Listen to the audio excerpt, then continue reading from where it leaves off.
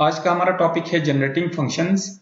और generating functions में कुछ पॉइंट्स हम डिस्कस करेंगे। उनमें से पहला पॉइंट हमारा है इंट्रोडक्शन का, कि जिसमें हम ये देखते हैं कि जनरेटिंग फंक्शंस बेसिकली क्या होती हैं, इनका कॉन्सेप्ट क्या है, कैसे इमर्ज होती हैं। और फिर बात करते हैं कि जनरेटिंग फंक्शंस हमारे लिए क्यों यूजफुल हैं, इनकी एप्लीकेशंस किन फील्ड्स में है, और विद इन मैथमेटिक्स और बियॉन्ड मैथमेटिक्स क्या एप्लीकेशंस हैं। फिर बात करते हैं कि जनरेटिंग फंक्शंस को हम मैथमेटिकली कैसे डिस्क्राइब कर सकते हैं, इनकी डेफिनेशन क्या हो सकती है फॉर्मल, और इसके कुछ एग्जांपल्स के ऊपर भी बात करेंगे। फिर फाइनली हम कुछ ऑपरेशंस डिफाइन करेंगे जनरेटिंग फंक्शंस के ऊपर, जिनमें से एडिशन है, स्केलिंग है, और डेरिवेटिव है, और एक राइट शिफ्ट का एक ऑपरेशन है। पहले बात करते हैं इसकी इंट्रोडक्शन पे कि जनरेटिंग फंक्शन बेसिकली क्या है। जनरेटिंग फंक्शन का इस्तेमाल बुनियादी तौर पे किसी भी सीक्वेंस के टर्म्स को पावर सीरीज के कोफिशिएंट की शक्ल में जाहिर करने के लिए होता है। यानी किसी सीक्वेंस के लिए जनरेटिंग फंक्शन का मतलब ऐसा फंक्शन है जिसके पावर सीरीज के कोफिशिएंट्स सीक्वेंस के टर्म्स हों। यानी ये है कि हमारे पास एक सीक्वेंस हो जिसके अंदर टर्म्स चाहे वो फाइनाइट है या इनफाइनाइट है, उस सीक्वेंस के अगेंस्ट में या उसके कोरस्पॉन्डिंग में कोई ऐसा फंक्शन हो जिसकी पावर सीरीज एक्सपेंशन में जो कोफिशिएंट्स हों वो इस सीक्वेंस के टर्म्स के बराबर हों। तो ऐसे फंक्शन को हम जनरेटिंग फंक्शन कहेंगे इस सीक्वेंस के कोरस्पॉन्डिंग में। तो किसी भी सीक्वेंस को पावर सीरीज के कोफिशिएंट्स की फॉर्म में डिस्क्राइब करने से बहुत ही दिलचस्प और इंटरेस्टिंग रिजल्ट्स हमें मिलते हैं। और ये रिजल्ट्स न सिर्फ इंटरेस्टिंग होती हैं बल्कि बहुत सारे फील्ड्स में इनकी एप्लीकेशंस भी सामने आई हैं। बहुत सारे प्रॉब्लम्स ऐसे हैं डिफरेंट फील्ड्स के, जिनमें से एक फील्ड है काउंटिंग। काउंटिंग के अंदर बहुत सारे प्रॉब्लम्स हैं जिनको हैंडल किया जाता है जनरेटिंग फंक्शंस के थ्रू। इसके अलावा भी हमारे पास एरियाज हैं, फॉर एग्जांपल जो रिकरेंस रिलेशंस हैं, रिकरेंस रिलेशंस और रिकरेंस रिलेशंस के करस्पॉन्डिंग में जो रिकरेंस इक्वेशंस हैं उनके सॉल्यूशंस के लिए भी हम जनरेटिंग फंक्शंस का इस्तेमाल करते हैं। इसके अलावा कॉम्बिनेटोरिक्स एक शोबा है, उसके अंदर भी उसके भी बहुत सारे प्रॉब्लम्स जो हैं वो जनरेटिंग फंक्शंस के थ्रू जो है वो सॉल्व हो सकते हैं और करते भी हैं लोग। और खुद सीक्वेंसेस की एनालिसिस के लिए हम जनरेटिंग फंक्शंस का इस्तेमाल करते हैं। यानी जो सीक्वेंसेस हैं उनके इनर स्ट्रक्चर और उसके जो फीचर्स हैं उनको एक्सप्लोर करने के लिए भी जनरेटिंग फंक्शन जो है वो बहुत यूजफुल रहती हैं। अब हम बात करते हैं इसकी प्रॉपर जो डेफिनेशन है कि the generating function for the sequence a0 a1 up to ak and so on of real numbers is the infinite series g of x equal to a0 plus a1x plus up to so on plus ak xk plus and so on। तो ये असल में इसका मतलब ये है कि अगर हमारे पास एक सीक्वेंस है a0 a1 up to ak and so on, चाहे वो फाइनाइट है या इनफाइनाइट है, और उसके जो कोफिशिएंट्स अगर वो रियल नंबर्स हैं, तो इस सीक्वेंस के करस्पॉन्डिंग में कोई ऐसा फंक्शन g एग्जिस्ट करे जिसकी पावर सीरीज एक्सपेंशन में जो कोफिशिएंट्स हों वो कोफिशिएंट्स इस सीक्वेंस के टर्म्स के बराबर हों। यानी यह है कि एक सीक्वेंस पहले एग्जिस्ट करे, उसके करस्पॉन्डिंग में कोई ऐसा फंक्शन हो जिसकी पावर सीरीज एक्सपेंशन में जो कोफिशिएंट्स होंगे वो कोफिशिएंट्स इन टर्म्स के बराबर हों, तो फिर ऐसे फंक्शन को इस सीक्वेंस के लिए जनरेटिंग फंक्शन माना जाएगा। अब चाहे वो जनरेटिंग फंक्शन जो है वो एक्सपेंडेड फॉर्म में हो यानी सीरीज की फॉर्म में हो, या वो क्लोज फॉर्म में हो, या वो समेशन की नोटेशन में हो। इन दोनों में तो कोई डिफरेंस नहीं है, लेकिन वो पावर सीरीज एक्सपेंशन की फॉर्म में हो या वो क्लोज फॉर्म में हो, दोनों सूरतों में वो जनरेटिंग फंक्शन कहलाएगा। उसके लिए हम एक एग्जांपल देखते हैं। हमारे पास एक सीक्वेंस है जिसके अंदर 6 टर्म्स है और हर टर्म इसका 1 है, सारे इसके टर्म्स 1 है। तो इसके लिए हम जनरेटिंग फंक्शन बना सकते हैं इसकी डेफिनेशन के थ्रू। यानी इस हर सीक्वेंस के लिए जनरेटिंग फंक्शन एक पावर सीरीज एक्सपेंशन होगी जिसके कोफिशिएंट्स जो होंगे वो उस सीक्वेंस के टर्म्स होंगे। तो इसका तो हमारे पास चूंकि 6 टर्म्स हैं और चूंकि एक जनरल फार्मूला है जो कि इनफाइनाइट टर्म्स के लिए भी एप्लीकेबल है, अगर हमारे पास टर्म 6 हैं तो इसकी एक्सपेंशन 6 तक जाएगी, यानी a0 a1x plus a2x square plus a3x cube plus a4x4 plus a5x5 तक इसकी एक्सपेंशन जाएगी। और इसमें से a0 a1 a2 a3 a4 a5 जो है वो इस सीक्वेंस के जो है उन टर्म्स के साथ रिप्लेस करें तो हमारे पास ये एक फंक्शन बन जाता है जो कि एक 5th डिग्री की एक पॉलिनोमियल फंक्शन है जो कि एक्सपेंडेड फॉर्म में है और यही इस सीक्वेंस के लिए जनरेटिंग फंक्शन है। कुछ और एग्जांपल्स भी हम देखते हैं कि हमारे पास एक नल सीक्वेंस है जिसके सारे टर्म्स 0 हैं, एक इनफाइनाइट सीक्वेंस है, इसके लिए भी हम जनरेटिंग फंक्शन बना सकते हैं उसी पावर सीरीज एक्सपेंशन के थ्रू कि जिसके coefficients a0 a1 a2 a3 a4 उनको हम रिप्लेस करेंगे सीक्वेंस के टर्म्स के साथ। तो चूंकि पावर सीरीज हमारे पास ये होती है a0 plus a1x plus a2x square plus a3x cube plus a4x4 plus and so on, ये हमारे पास पावर सीरीज होती है। तो अगर हम a0 a1 a2 इन सब को अगर हम 0 0 0 से रिप्लेस करें तो ये होगा 0 plus 0x plus 0x square plus 0x cube and so on, और इसको जब हम सिंप्लीफाई करते हैं तो हमारे पास रिजल्ट बनता है 0। एक और सीक्वेंस हमारे पास है 1 0 0 0, यानी ऐसी सीक्वेंस इनफाइनाइट सीक्वेंस जिसका पहला टर्म 1 है और रिमेनिंग उसके टर्म्स 0 हों। तो ऐसी सिचुएशन में हम जनरेटिंग फंक्शन जो है वो डिजाइन कर सकते हैं। फर्स्ट कोफिशिएंट यानी जो पावर सीरीज है उसमें फर्स्ट कोफिशिएंट को हम 1 रखेंगे, बाकी तमाम कोफिशिएंट्स को हम 0 रखेंगे, तो ये होगा 1 plus 0x plus 0x square plus 0x cube and so on. इसको हम सम अप करते हैं या सिंप्लीफाई करते हैं तो इसका रिजल्ट होता है 1। तो 1 चूंकि एक कांस्टेंट फंक्शन है तो ये फंक्शन इस सीक्वेंस के लिए कहलाता है जनरेटिंग फंक्शन।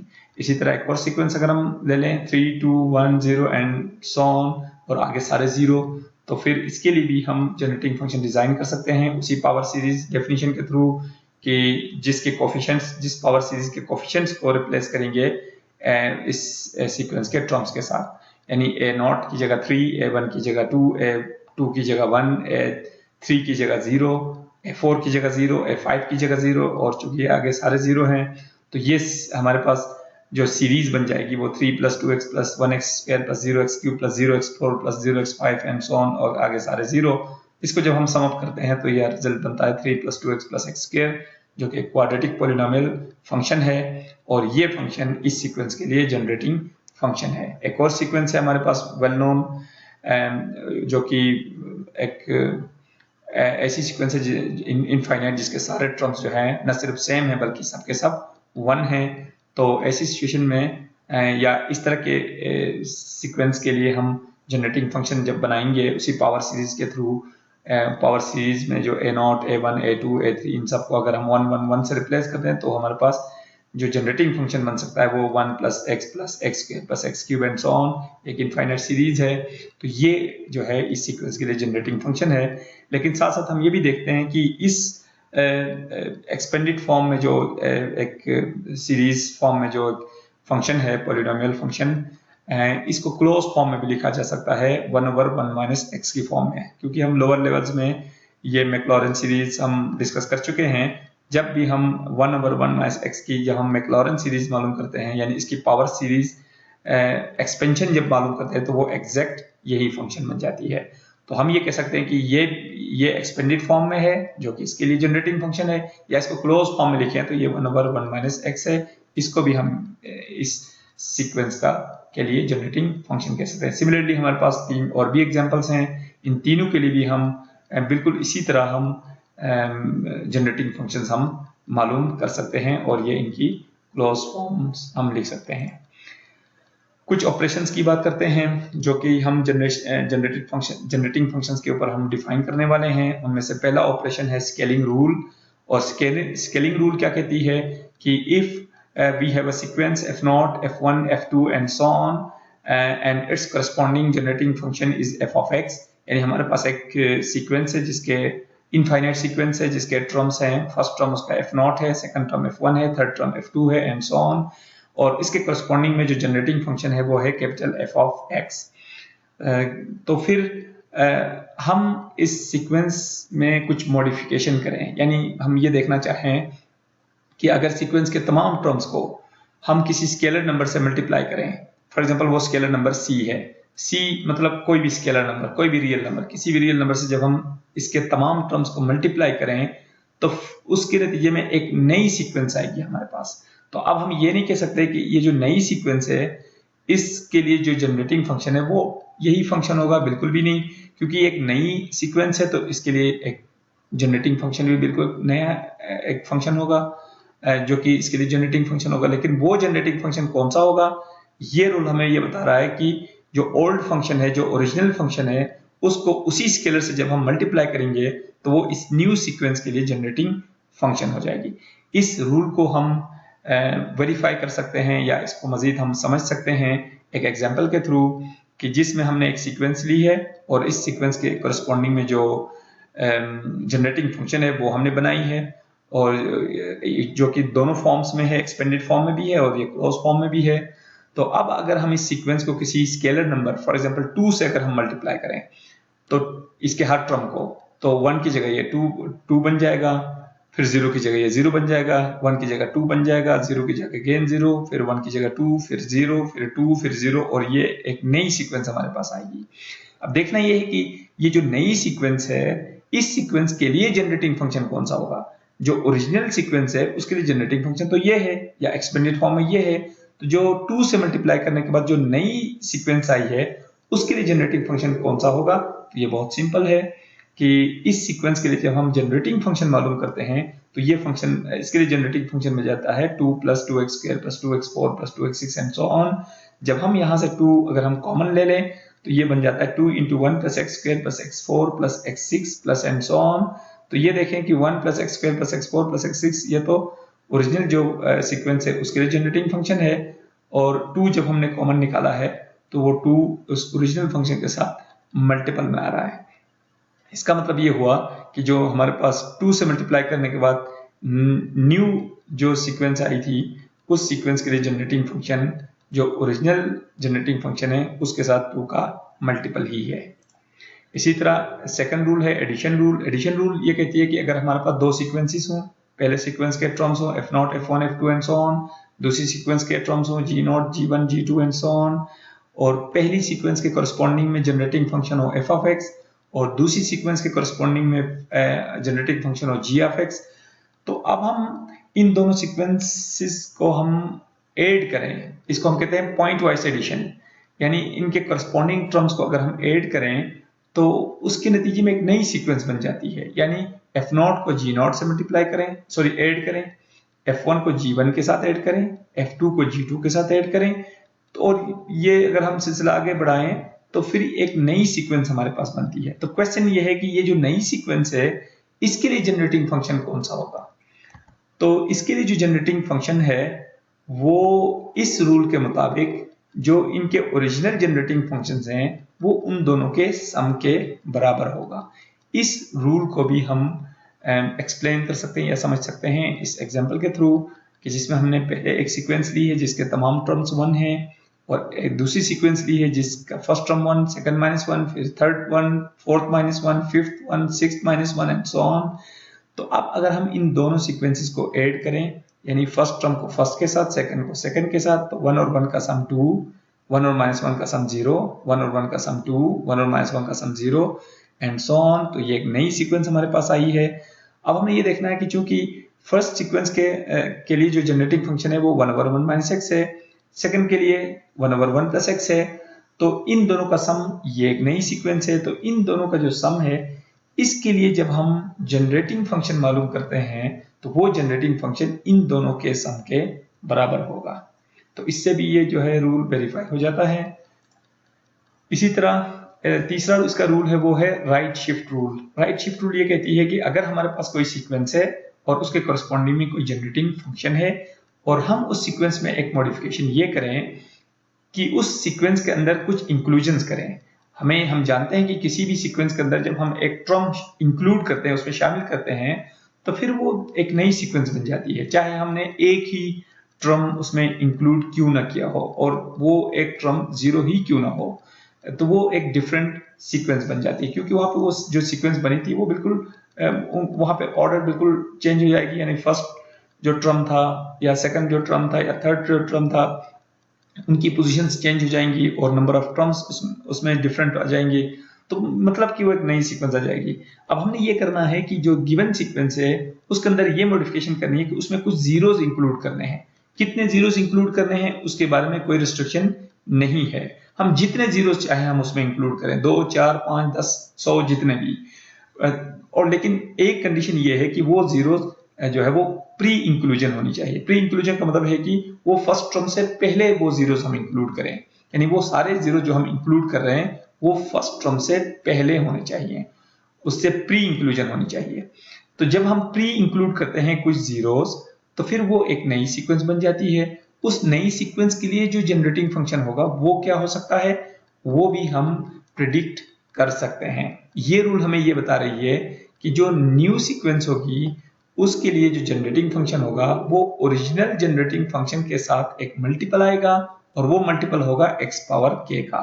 x जो कि यहाँ पे फंक्शन का वेरिएबल है वही वेरिएबल आएगा और k जो है वो नंबर ऑफ जीरोस को रिप्रेजेंट करेगा।